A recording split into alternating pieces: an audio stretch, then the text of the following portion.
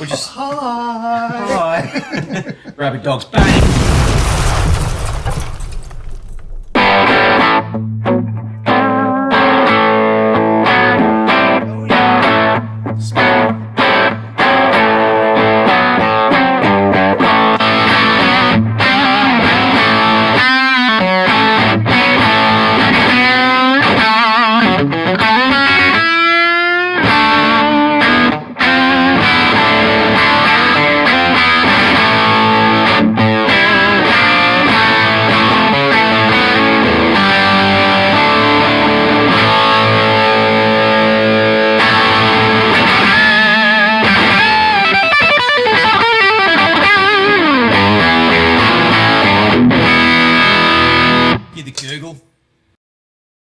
So if you weren't here and you're hearing that, this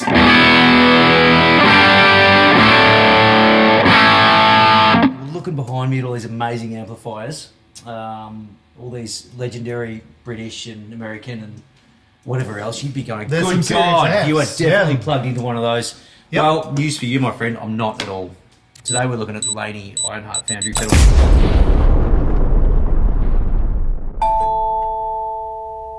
Yeah, you guys will have seen this, I would hope, if you've been watching our videos, because we have often used it as a bit of a platform to go through. This pedal, when it was introduced to us by Brett Kingman, our good friend, we very much utilised it as a tool of convenience. Yeah. He brought it in, said we can go direct DI, it'll run a cab, you can just smash through it, it'll just work, and we went, that sounds easy, let's do that. However, what a tool it is. After, a couple of months now of using it, we've both kind of fallen in love. Yeah, it's first and foremost, it sounds bloody great. Like, it sounds really good. And we're not talking about a pedal here. We're talking about an amplifier, by the way. Yeah, I think this is an important point. Amplifier. Yeah, well, this may take a pedal form. And that's exactly right. It truly is an amp that can sit at the end of your pedal board. And lots of guitar. Obviously, the world has changed with guitar amplification and gigs and how we do them these days. This is truly just an on your pedal board or next to your pedal board solution for going ampless, except you're not going ampless because it is an amp. So this pedal will do one thing that I think makes it better, a more usable tool than a lot of the others that do this kind of thing. And that is because you can go to a cab with your 60-watt amplifier and use your XLR out, emulated DI out at the same time, which you can't do on a lot of other units. And I'm not even going to know, I could name the other units in particular that don't do that. I'm not going to, because they're great, but they don't do what this does. That's exactly right. So we're talking about a scenario here where you can take a direct emulated XLR line out into your PA system for your gig, into your recording interface, and it sounds slick. We will run a very good emulated It is, We'll run some examples so you can hear that for yourself. But then you can take this 60-watt output here from the side of a pedal this size as a Class D amplifier in there that's capable of pushing quite easily this single 12 cab we're running, but it'll run any cab. And we're not talking about 60 watts that you used to think of when you used to think of 60 watts in like a solid state piece of gear. This is loud. Well, this brings me to the next point I wanted to make, is that what we're talking about here is obviously a completely solid state device. It's not digital, but it is solid state. It's certainly not tube. However, it has a lot of the characteristics in tube amplifiers. See, this interests me because I'm familiar, obviously the digital world has been taken by storm over the last probably 10 years now or something like that. I feel like this being analog and solid state, I feel like I have better connection. I feel like it is actually, I feel like I'm playing an amp. I do not think we'd be sitting here talking about it now if that wasn't the case. And that's what we've both come to love about it. If I can just say that we did actually make a pact early on in this channel that if we don't like something, it's just not going to be on the channel. Actually, a really useful, great sounding, great feeling. It was definitely worth a bit more of a deep dive than we've given you with it in the past, just to show you what it's actually capable of, the way the channels are laid out, and just how good it sounds as a drive pedal, let alone the fact that it's actually an amplifier. Yeah, a 2-channel amp with a boost. And all of it is, I guess everything has a separate volume, so you don't have to worry about volume matching and that kind of thing. It's all quite easy. Also, they're emulated out. You can turn off the emulation and you can run IRs. So you can do that whole thing if you want to. The whatever that is, I don't know that. I don't know what that is. Ask Brett. Go and watch Brett's channel. Technical whiz. Yeah. All right, let's run some stuff. Well, let's do Les Paul. You want to go clean channel? Yeah. Now this is the thing. You can absolutely just use this as a standalone amp on its own, clean, dirty. Now, admittedly, I've set that clean channel up with a little bit of grit at the minute. The gain side of it is ridiculous, and I'm jumping across too soon there because also the clean channel has your rhythm and your lead and your clean settings on there, which just give you a quick flavour. Rhythm.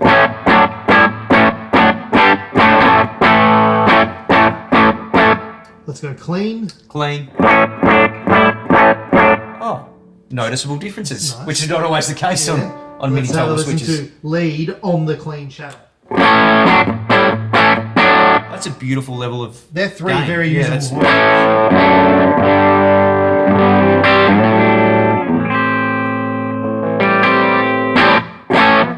When we do make the swap over here to channel 2, we also have 3 voices to choose from. But I think the point you're trying to make is just how good the thing just sounds straight up. Yeah. The gain side is ridiculous, and it kind of makes my pedals obsolete, which annoys me because I've spent a lot of money on pedals. We all have. We're guitarists. We're talking no pedals running, direct into the box, set with medium gain.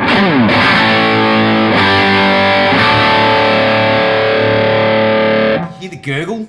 It's also got the light and the center and the dark switch on the gain channel. So the Laney, the Ironheart stuff is the heavy stuff. It's the this pedal will certainly do that. But it also has the right kind of mid-range if you want to dial back the gain and get into Marshall territory and that kind of thing. Well, where should we start? Let's have a listen. Funny you should say that because that's the only sound I want to use. I'm out. Thanks for coming. See you later. Cheers. Now,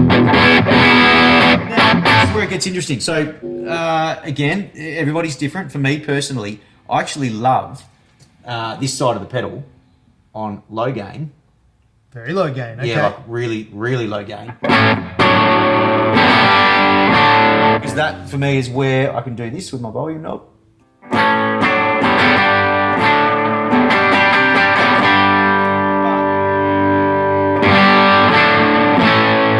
That actually eats your pedals up. So if I do what I always do, which is kick a tube screamer on before it.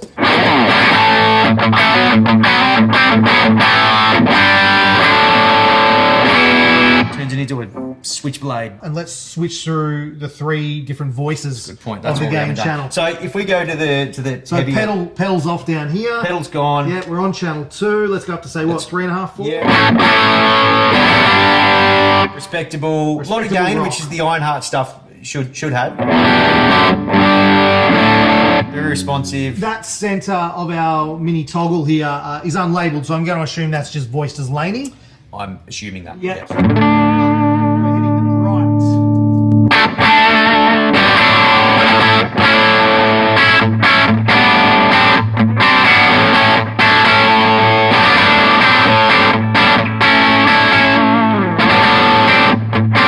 Again, they really do make a difference. Yeah.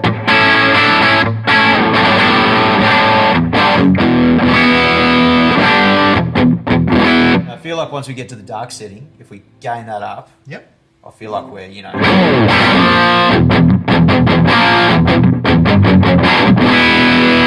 I've just realised I don't play metal.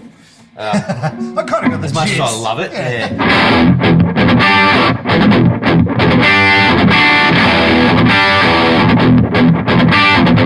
I reckon even on that high gain, if I was to kick on a tube screamer.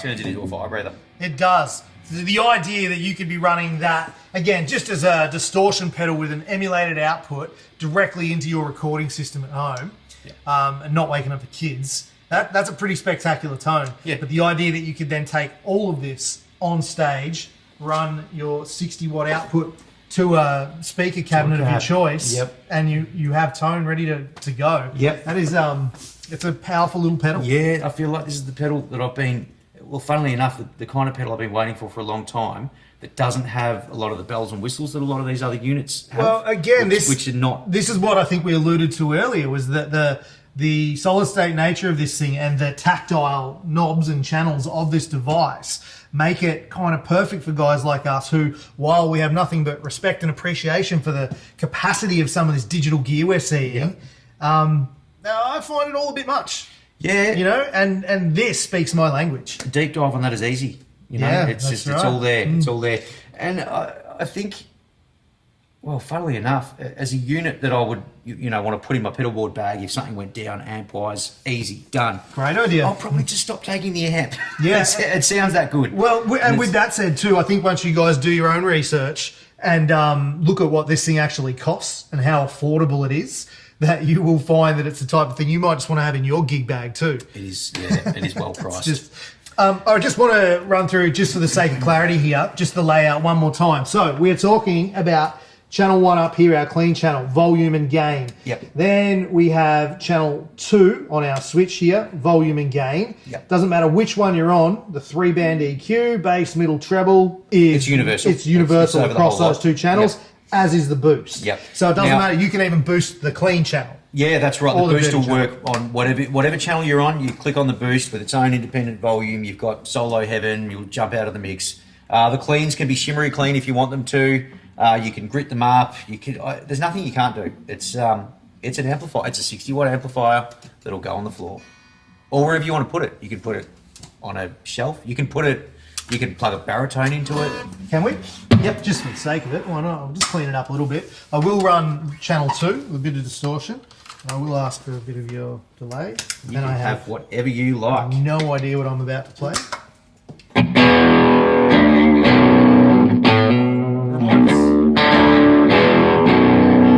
Actually, you are just reminding everybody why don't they own a baritone? For sure.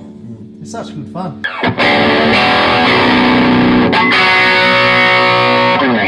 My balls just got bigger. Fun, hey? That's a good tone.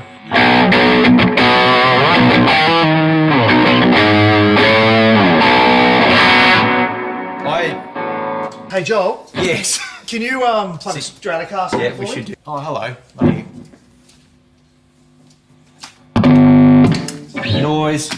Noise.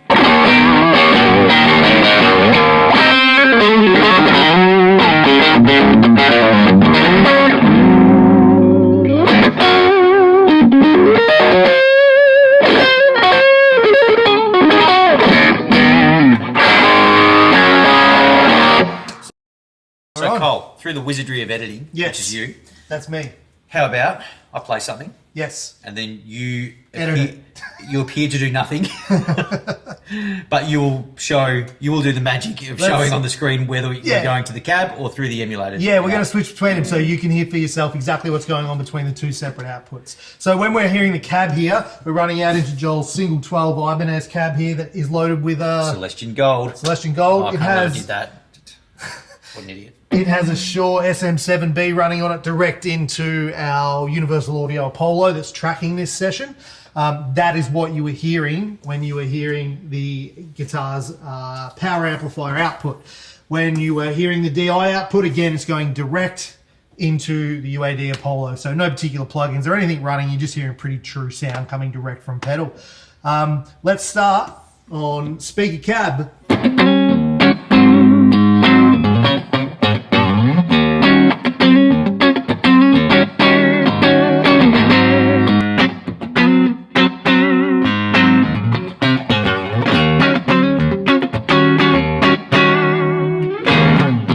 Let's go to the gain channel, Stratocaster, and do the same thing. You're going to be hearing the speaker cab first.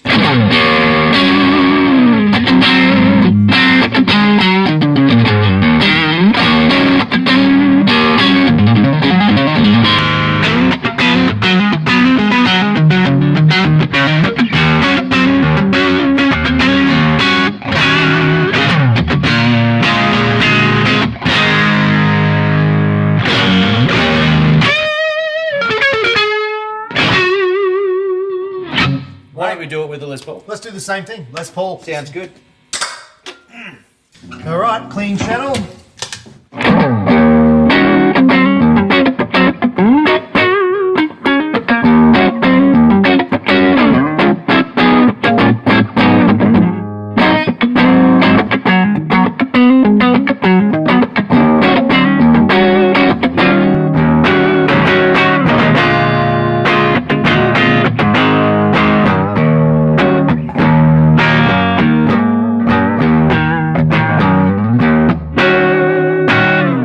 let's switch over to gain, do the same again. We're on the speaker.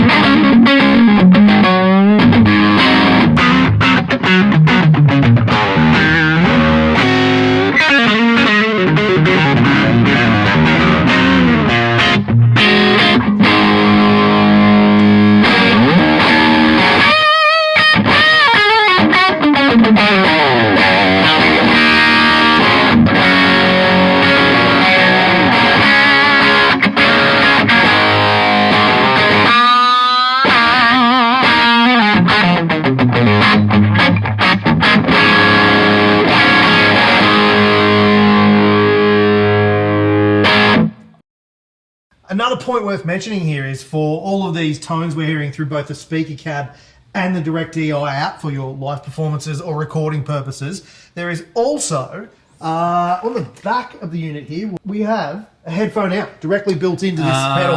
Yeah, it's a practicing tool. It's a practicing tool. You can be running these exact tones direct into your headphones. With an aux in? It has an auxiliary in, and that goes direct to the headphone out, which means you can be running any music you like into this pedal. That will come straight back out through your headphones. Yep. And you are now jamming with these tones over that. That's very much a home use idea, whereas we've been looking at this pedal very much as a practical gigging tool. But the idea that it is all just built into one box like this is to its credit. I would argue that it's also a hotel room idea for any gigging musician who is touring without their own, their gear. And definitely, that's a really good point. Yeah. And I'm a massive lover of valve amps. It should be clear. I absolutely love them. Yeah, for those of you that don't know, most of these amps you see back here do belong to Joel. Oh, Colin's couple. Yeah, I guess in summary, if you also are a valve amp lover and you want to believe the hype, come and try one. This pedal should be available from just about every store in the country. There isn't too many stores that won't have or can't get you this pedal. Go out to your local store and talk to the guys and girls, and they will get this thing sorted for you. And you'll find that it's really affordable. For an amplifier, not just a pedal, it's an incredibly well-priced bit of gear. Congratulations to Laney. Yeah. Everybody involved. Yeah. Yeah, if you don't love it, you're not our people. See ya.